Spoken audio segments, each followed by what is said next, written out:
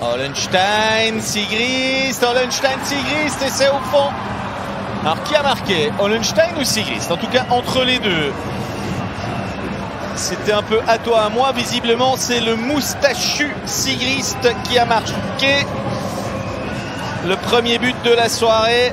Ouais, ça se sentait quand même un peu, hein, à force de ne pas être bon en supériorité numérique, il allait y avoir un retour de bâton à un moment donné ou à un autre, et ça n'a pas manqué avec le 4e but de la saison pour Justin Sigrist.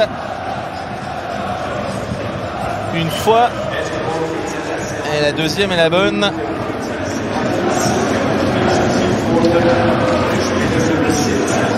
Peine à contrôler le puck.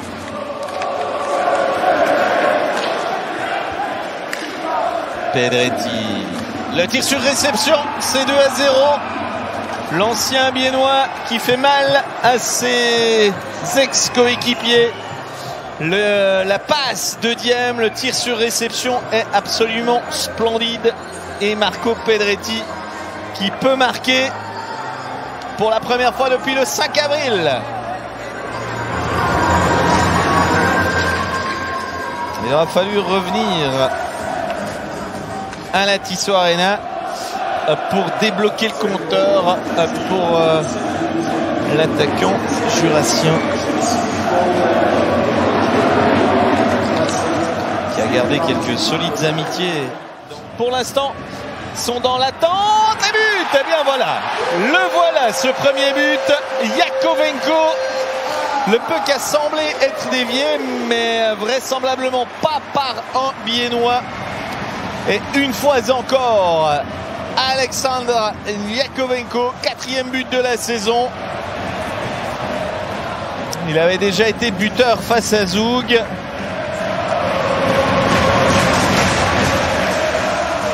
Fait vraiment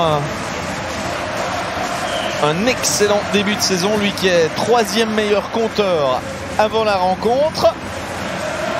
Ça sera peut-être même 2e lors du match de demain. Il n'y a plus qu'un point de retard sur Brunner.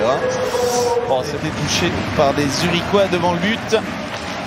Par un Zurichois. Oh, la mauvaise passe, Hollenstein qui réduit à néant tous les efforts de tout à l'heure. Beat Forster là n'a pas bonne mine et il revient tête basse à son banc. Hollenstein qui profite de ce cadeau de Noël offert par Beat Forster. Alors le but de Yakovenko c'était 41-18 et celui-ci c'est 41-51, c'est-à-dire 33 secondes après. Ouais, Hollenstein c'est pas le genre de la maison de trembler dans ce jeu. Le voici fait, qui doit probablement faire attention à la charge avec Malgin qui surprend tout le monde et qui va marquer le 4-1. Encore une fois la défense zélandaise piégée.